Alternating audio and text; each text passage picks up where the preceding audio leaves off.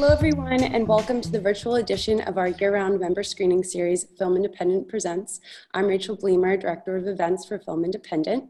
Before we get started with tonight, I need to give a special mention to some of our loyal supporters.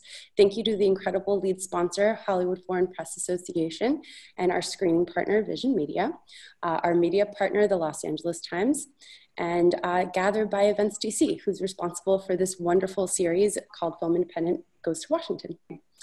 Speaking of moderator, I'd like to introduce you to him. Please welcome theater critic for the Washington Post, Peter Marks. Even applause, wow. That's unusual in my line of work, but thank you so much, Rachel. It's truly a pleasure to be asked to moderate and to revisit a truly wonderful piece of theater that has now been so beautifully transferred to film. And I'm so glad that you all got a chance to see and experience this work. Let me just introduce our panelists. First of all, Heidi Schreck, the playwright and lead performer of What the Constitution Means to Me. Marielle Heller, the director of the film version. Mari is very well known for her recent movie, A Beautiful Day in the Neighborhood, and is a Film Independent honoree herself. And we have here one of the two young women who defeat Heidi almost nightly in debate during the 95-minute production. Thursday Williams, who is a sophomore now at Trinity College in Hartford, Connecticut, and is destined to be a congressperson from whatever state she chooses, I have a feeling.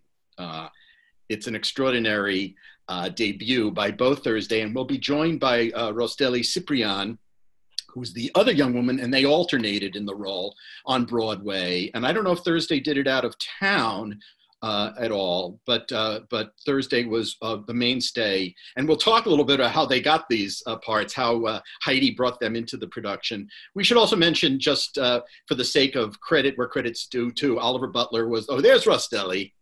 Hi. Hi, Rosdely. Hi, Rosdely. That's Rosdely Ciprian. You'll all recognize her as well from her tour de force performance in What the Constitution Means to Me.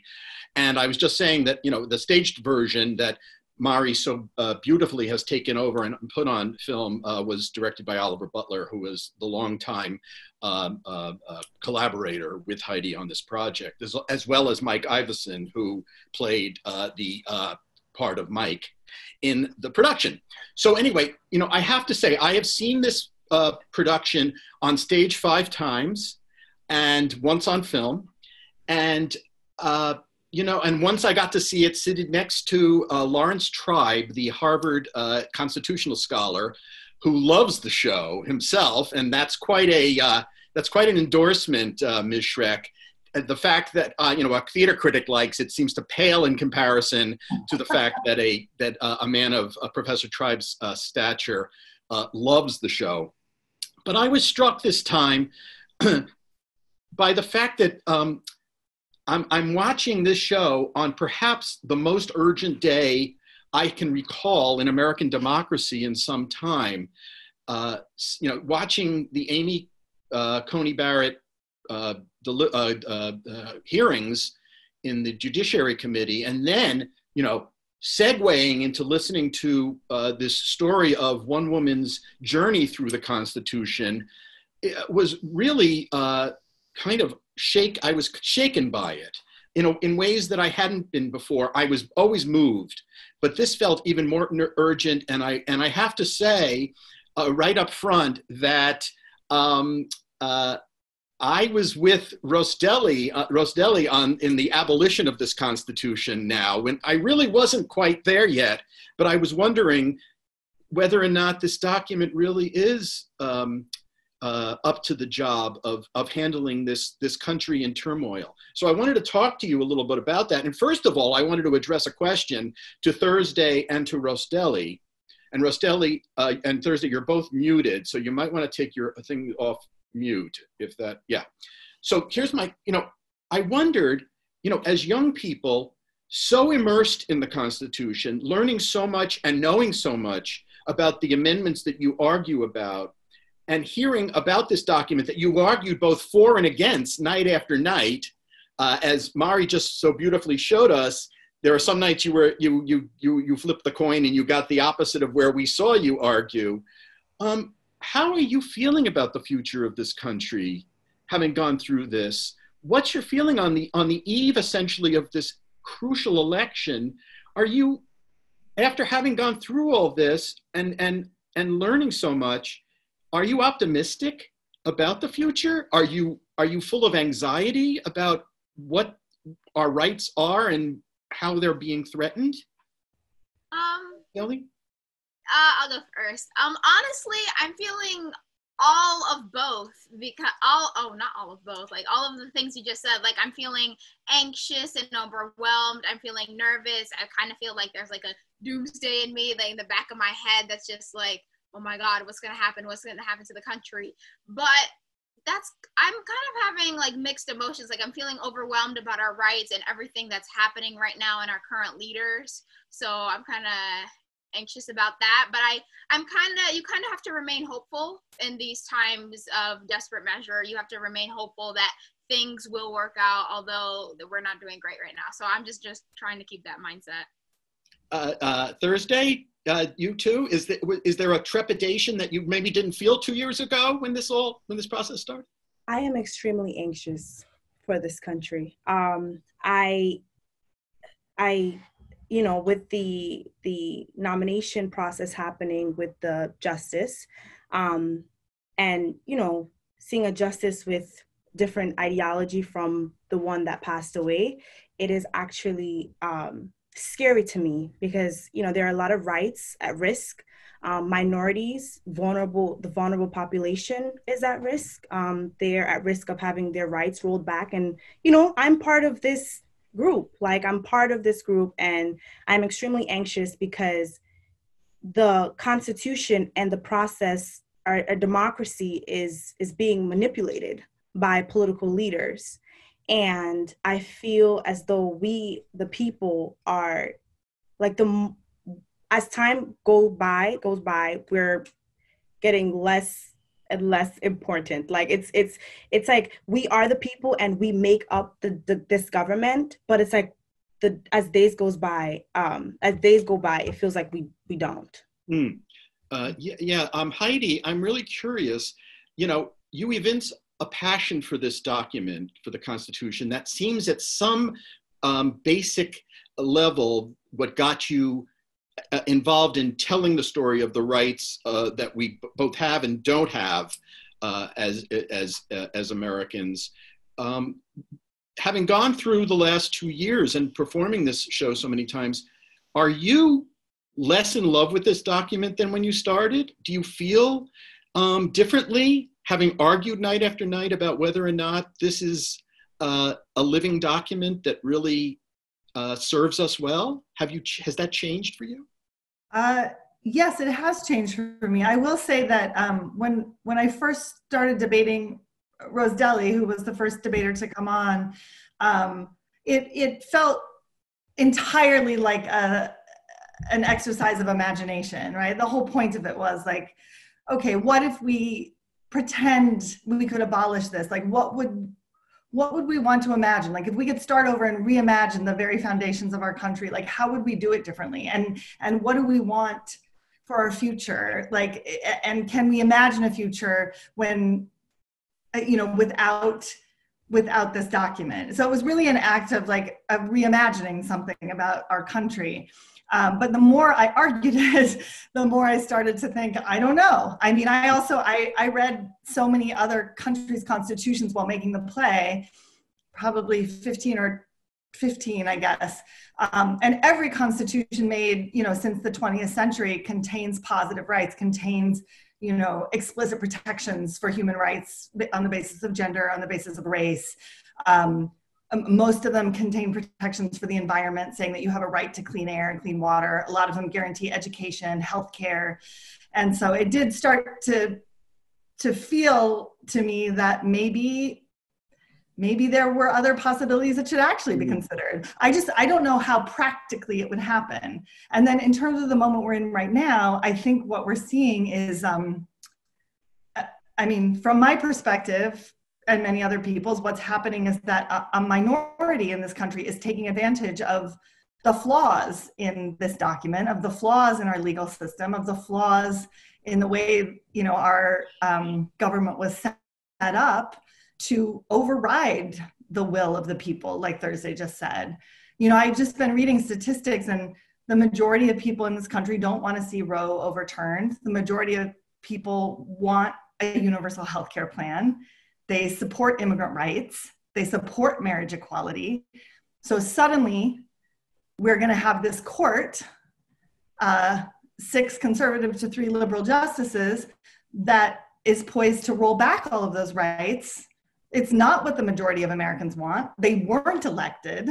They ended up there because the minority has taken advantage, like I said, of some of the loopholes in the way our system works.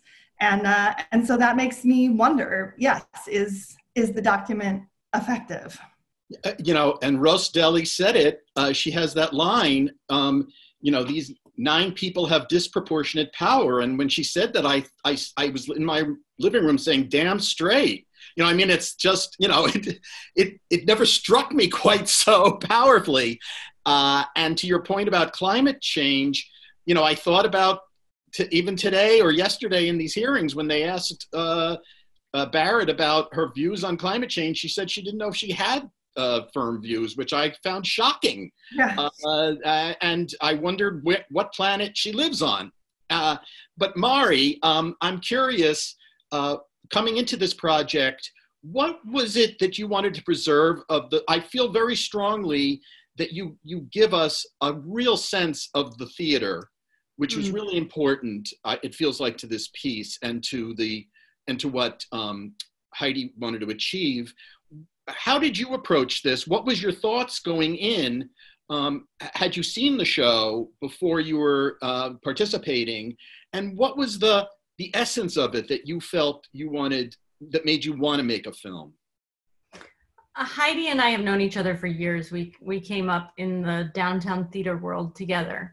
And so theater is my first love as well. For a long time, I felt like I was cheating on theater with film, with making movies. So really, that was where I began as an actor and a writer.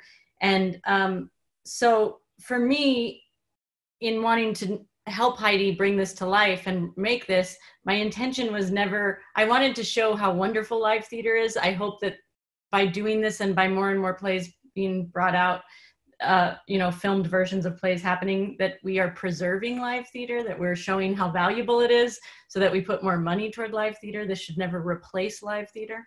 Just say that up front.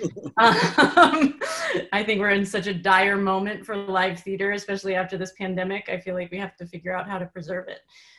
So it really came from a shared love of live theater. I had seen the show in an early incarnation in a very small theater downtown, and it had such a beautiful intimacy.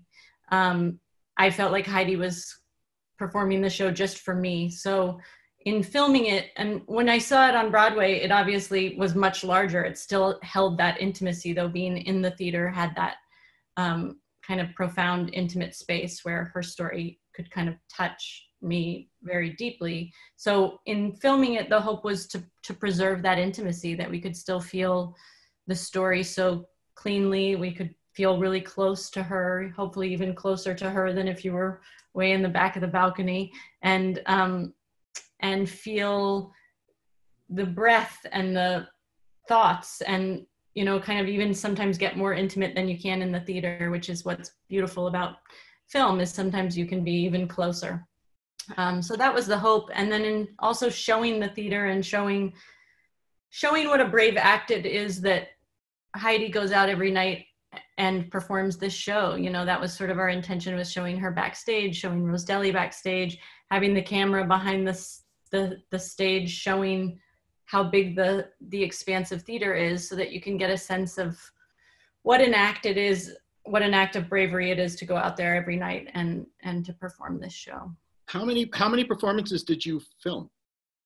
We filmed it Now, in my mind, it was 2, but then I started to think, did we do a third because we did 2 nights in a matinee, or did we just do 2 performances in 1 rehearsal? We did 2 performances and then a couple pickup shots. So we did Right. like matinee evening. Right. Yeah. Right. So our rehearsal was like, we got a few hours on the stage without an audience so that we could get even more close-ups and a couple more shots that we had missed.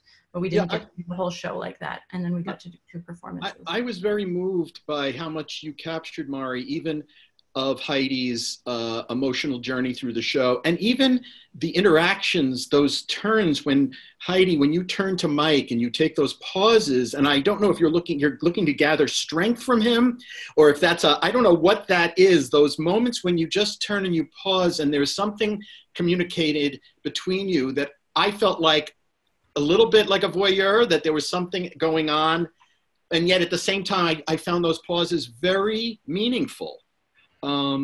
Because it was sort of the gathering of your own strength for the next part of the story, and I thought that was lovely and really something that the film caught even better than you capture when you're sitting amid 600 people. So that was really nice. I knew what every one of those moments. She and Mike had all of those exchanges were so complex, and they knew exactly what was happening between them in every moment. So that's lovely. And, I have to say, when I first came to this play, immigration was so hot. We were every day, the TV was at the border, with stories about what was happening to, the horrible things happening through ICE and other agencies to people who were trying to get to this country.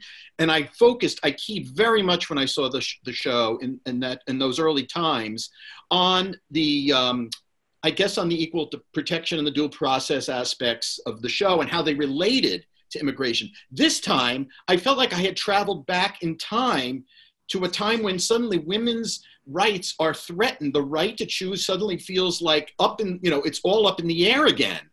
And I was listening with a different set of ears to what you were telling me. And I guess that's part of my terror or the fact that this really shook me.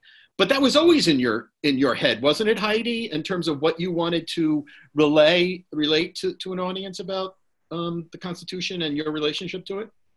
Yes, that was absolutely. It's funny the way the play, because I performed it over so many years, and it largely hasn't changed, my section of it. The debate, we evolve night after night. I was telling someone the other day that Thursday would show up and be like, I've really got something for you tonight. And I'd be like, that's so interesting. Oh no. But my part really hasn't changed in many years. But while I was performing, people would come and say, oh, you added that part, about immigration tonight. And I would say, no, that's the clause. I'm talking about the clause and the ways that it works and the ways that it's failed. And when abortion rights were being rolled back in the spring of 2019 in so many states, people said, oh, you added all that abortion history, sort of context about abortion this time. And I said, nope, that's been in there for many years. So I think that different parts are, become more vivid depending on what's going on. But certainly because my sort of the task I gave myself was to take the prompt of the contest as seriously as I could as a grown woman, the first things I went to were birth control and the right to choice, because those two things have had such a profound impact on my life. And the lack of them had a profound impact on the lives of my female ancestors. So that was really the first place I went. And when I started listening to all the cases having to do with reproductive rights, I was just blown away by I understand, I've always understood intellectually that these decisions were made for the most of our history by a court of 9 white cis men. But when you listen to it, and just like the clip I play, about Griswold versus Connecticut, it suddenly hits you in this whole other way that these decisions about our bodies are being made by people who were largely dissociated from that reality. Feminine hygiene is the, yeah. Over and over again. Yeah. Yeah. Oh no, it's priceless, that moment. And also, I thought hearing RBG's voice now. Yeah, exactly, Mari. I know. The hearing that now is has a whole other dimension for me, and so powerful. I wondered. So we have limited time. I have 10 million questions, but I'm going to ask about the selection of Rosdely and Thursday, how they got into your orbit, Heidi. Where did you find them? Well, first let me say there's an amazing casting director at New York Theater Workshop named Taylor Williams, who she started working on the play. She helped us find Thursday, but basically both performances. The very first time I did the play with Club Thumb, when I did a full version of the play, we just put out a call for young debaters. And we sort of scoured the city, and everybody who knew a debate coach sent an email, and we just met with many young girl debaters, basically. And I didn't know what I wanted to have, but Rosdely remembers, we weren't sure what was going to happen. I just knew I wanted someone, a teenager in the play. I wanted the play to end with someone who was my age when I did the contest. And then I wanted her to do something, but we had no idea. And Rosdely and I spent many weeks actually doing the extemporaneous part of the contest, where we would pull amendments from a hat. And then Rosdely was an ace extemporaneous speaker. She would rattle off these speeches. And so we just did that in the rehearsal room for quite a while. Wow. Rosdely was Rosdely 12 at the time? Yeah. 12. They were looking for a 15-year-old. I mean, I didn't hear that until later, but I heard that they were looking for a 15-year-old. I was like, I was 12 and Heidi was out of town. So I was like, She just came in and blew everyone away. She gave this series of speeches, and we were just like, all right, we'll cast the 12-year-old, which worked out perfectly, because then by the time the show moved to larger spaces, you were sort of the right age. But then so Oliver and I worked for a while, and finally, at some point, I thought, well, if the play starts with my deep love for the Constitution and me being a zealot about this document, then I guess the furthest place it could go would be to imagine what it would be to discard this document. And that's where the idea for the debate finally came from, just trying to think about sort of the dramatic arc of the piece. And then Rosdely and I worked just like you do in debate class. We had a debate coach. We did all the thing where we researched our points. Everyone on the team, stage managers, assistant directors, interns, everyone became part of research teams, and we researched all the points. Yeah, and that's how we did the first debate. And then we got to New York Theater Workshop. We did the same thing. We put out a call. Thursday Williams showed up, having been through the Sonia and Selena Sotomayor Institute, having debated constitutional debate at NYU Law School. And she's sort of like, she upped the game. Okay, got it. When I heard that, when I heard about Thursday, That's definitely an echo. Yeah. Yeah. When I heard about Thursday and all these institutions, I was like, what am I doing here? Because I'm just from a little debate club in Harlem. I was like, okay, girl.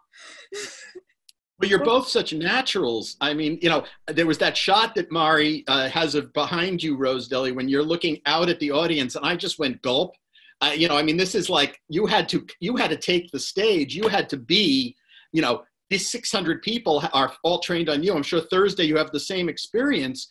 How difficult was it for the two of you to realize you were going to be debating every night and thinking on your feet in front of all those people, those paying guests, and having to make an argument and play to win? So how did you, Thursday, how did that sit with you at the beginning? So Heidi can tell you, I literally because we have debate calls before the show. I literally will bring something new, like every time, like, Heidi, hey, gun control is a problem today. Immigration is a problem another day. Prison reform, another problem. So I actually love the feeling of thinking on my feet. Like I think I do it very well sometimes. But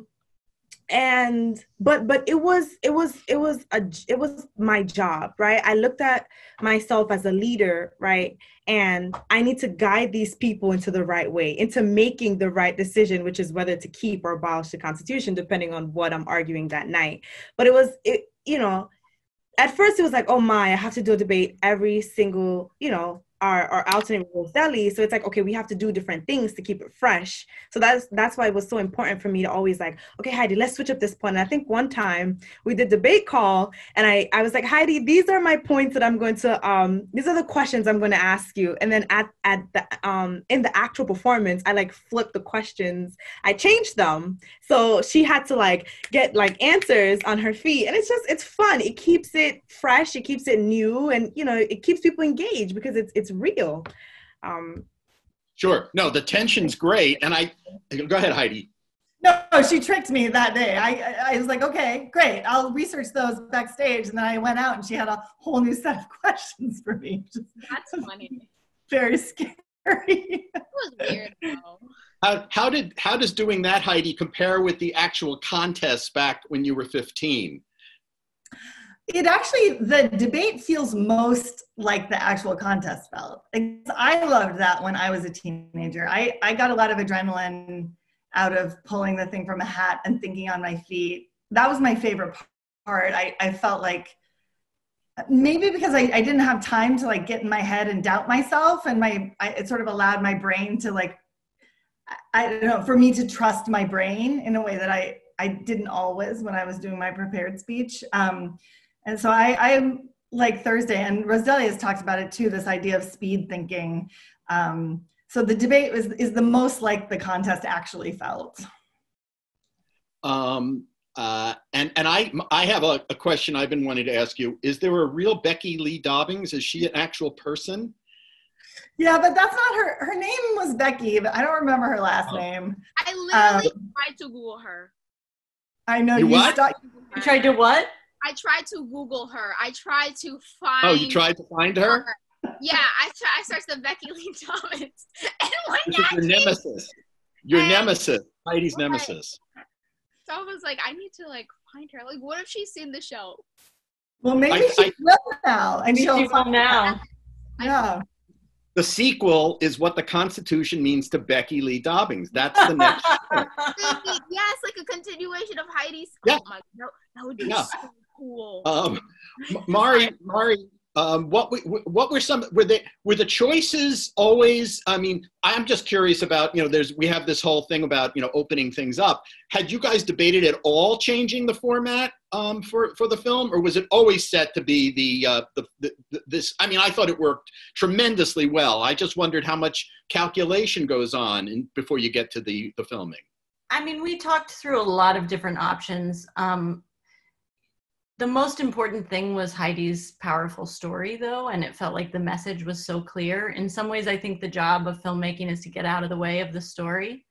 And it was her show, it was so powerful, and she spent so many years creating it. For me, it was really about trying to help facilitate bringing her story to as many people as could possibly see it.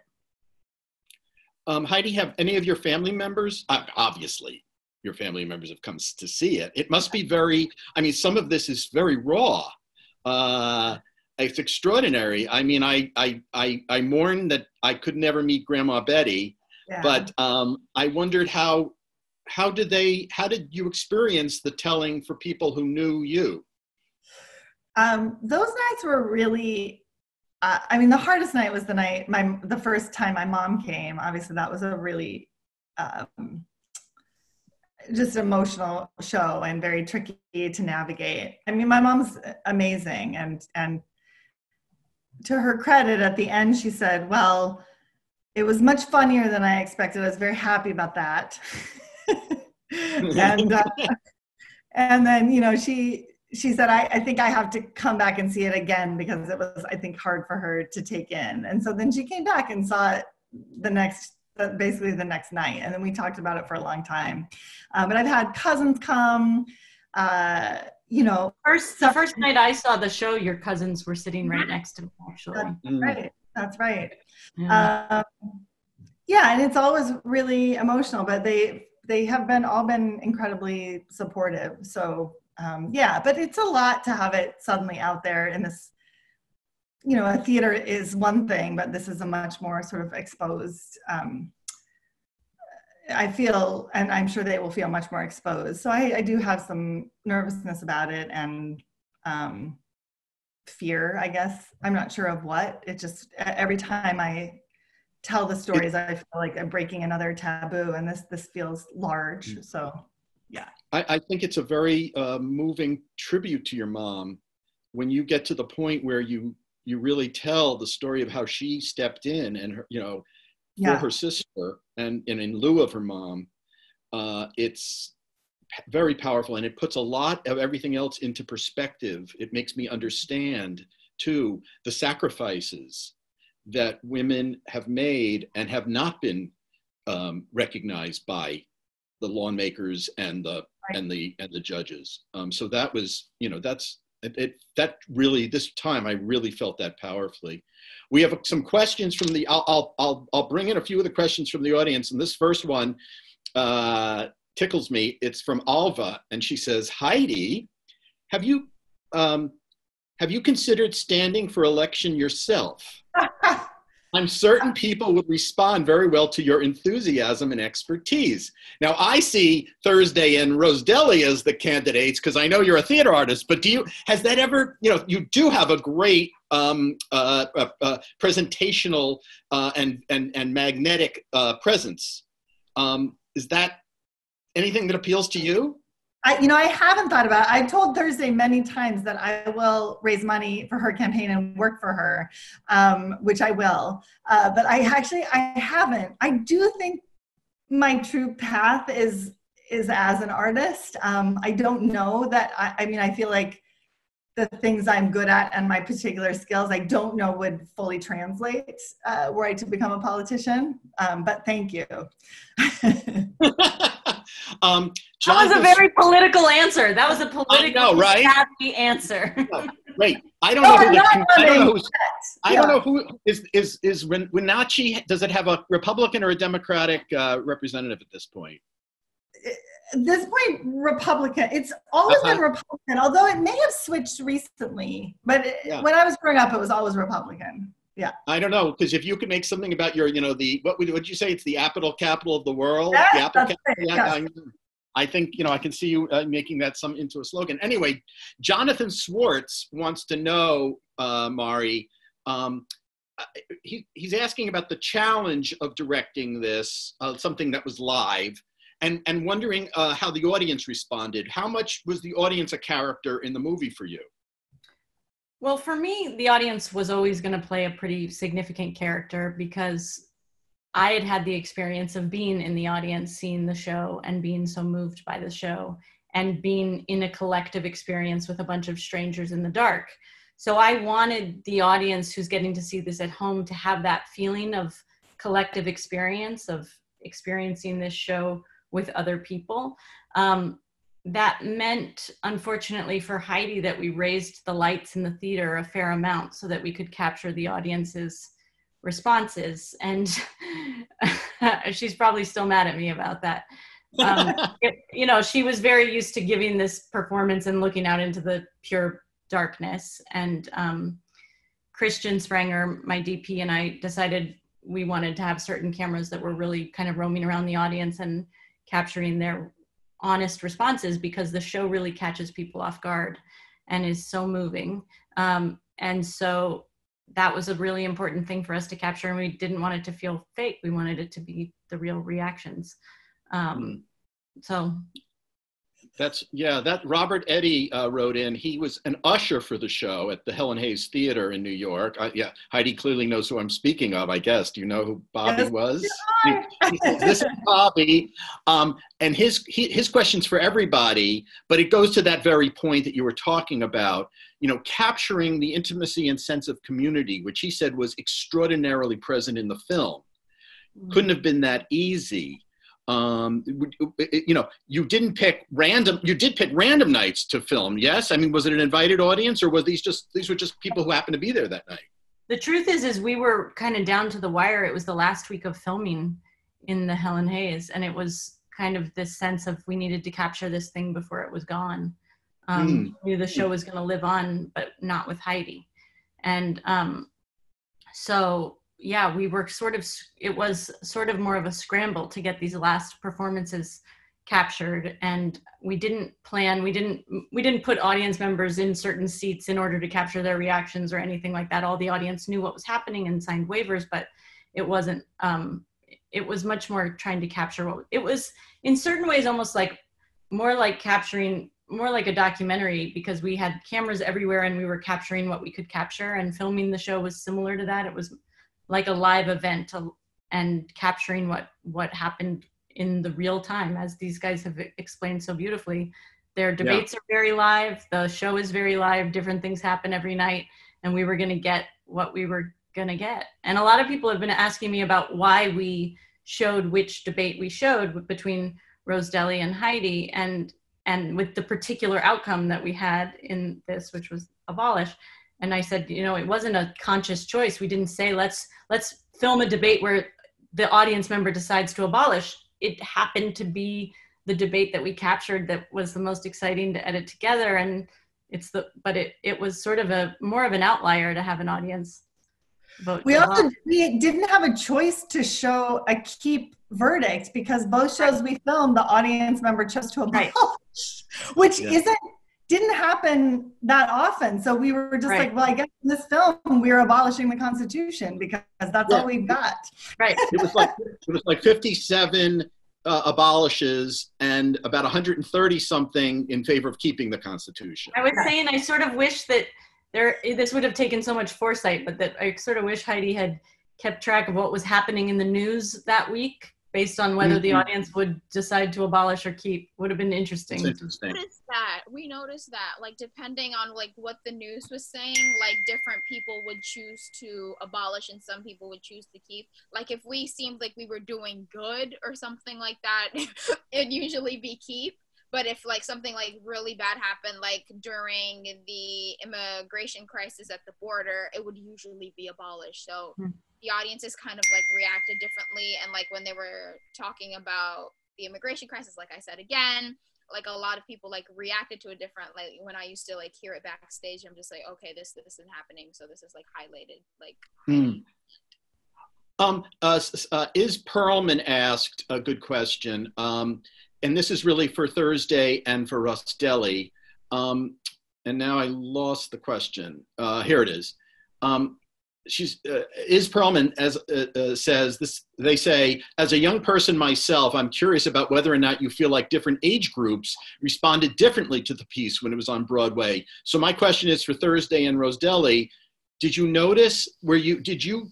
Could you see young people in the audience, and did you find them engaged, you know, as in the way you'd want them to feel involved in this piece? Honestly, yes. When I would see younger children, like when I would see like 10-year-olds, I was like, oh my God, like you guys just saw this whole show. And then when I saw somebody that looks like someone that was closer to me in age, they looked like they were as engaged as I was when I first saw it at the time. I don't know what is happening right now. But they were just I don't know whose bells those are, but bells are ringing. I don't know, like, oh wait, what was I saying? Like I saw that they were kind of as engaged as me. Like when we had the student matinees, like some students would react differently. Some students would look like they were like really like laughing and like enjoying sometimes, and like some students look sad. So it was like, so a lot of my age, they did react differently, depending on like, I guess their personal views. Thursday? So, did you want to say? Yeah, I just want to echo what Rose Deli said. I was also in TDF and the Wendy Wasserstein program while I was performing on Broadway, and my group came with James Lapine. They came and saw the show, and we had a talk back, and it got emotional. A lot of students were able to connect with Heidi's story, and a lot of my peers were talking about, you know, the effects that the play had on them.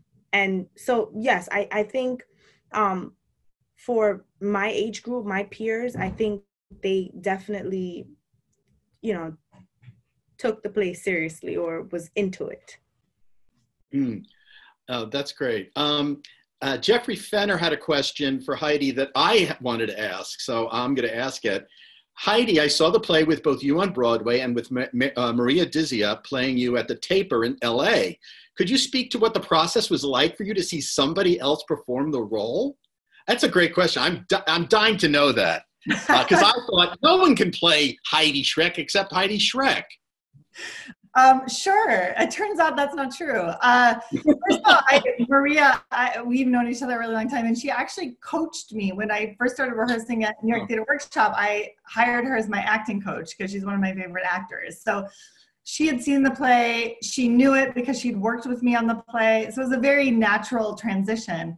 The first day was really weird and uncomfortable. I felt very strange.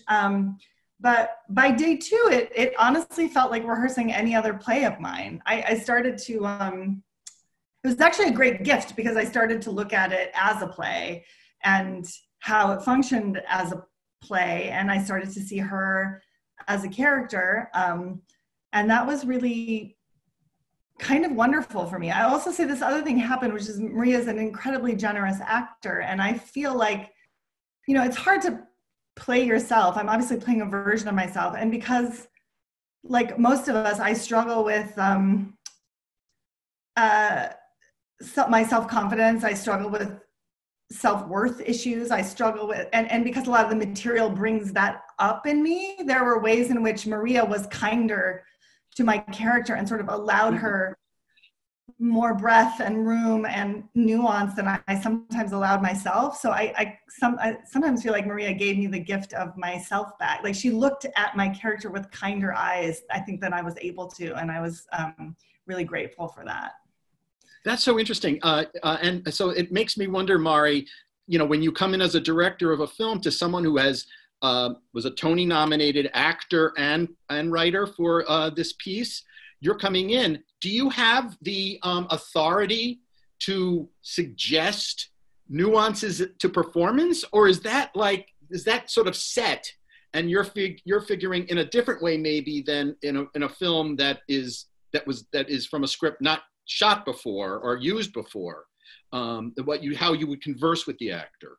I mean, it was definitely different than a film that I'm writing and directing, and how intensely I would work with an actor. This was a very fully formed performance. When we filmed more of the rehearsal and I was kind of more up close and personal with Heidi, there could be moments where I could really shift things here or there based essentially on what I felt like we needed in order to capture it on film, and how that was different sometimes than the play. And then that played into the editing as well, I think. You know, there are moments that play differently in the theater than they do on film, or things that you kind of have a different rhythm for the film because you have to, because you're in a different space.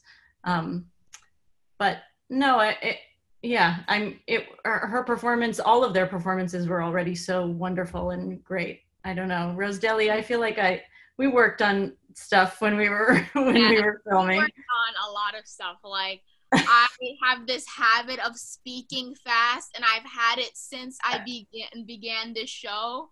Since during like a parliamentary debate, I'm like a very fast speaker. I'm like, got my points out here at organization. And Laura was like, you need to slow down. That was my biggest thing, was just slowing Rose Deli down so that we could really get everything she was saying and capture her points. Cause and it is different on a film. And there's something about the way you listen in a different way on film that I wanted to slow her down. But.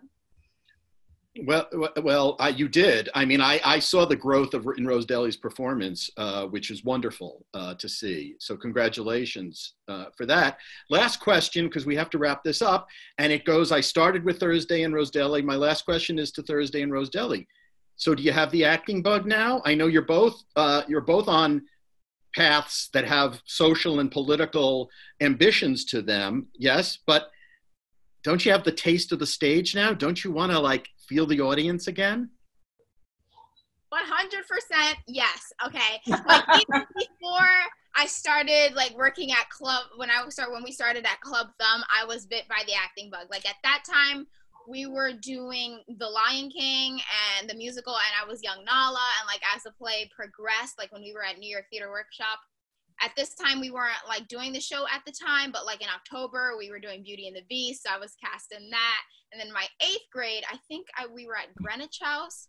I think I was doing Annie in October, and then in Greenwich House we started doing it in December, and I was Annie. So I've always had the acting bug, and this kind of like advanced it even more to the next level, because at first I was like, oh my god, acting is fun, I think I could do this. And then did this on Broadway and Club Thumb and at Greenwich House. I was like, okay, I know I can do this, I really like this.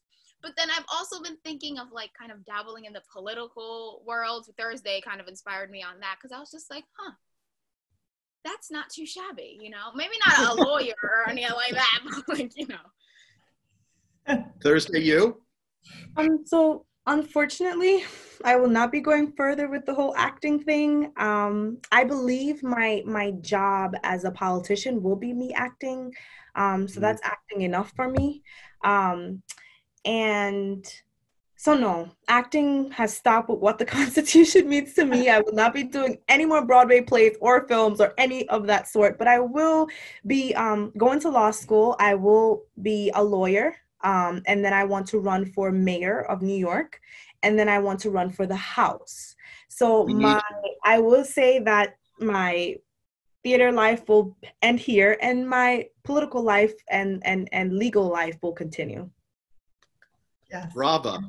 I'm sure And for you, The great thing, some campaigns, just have your team DM me.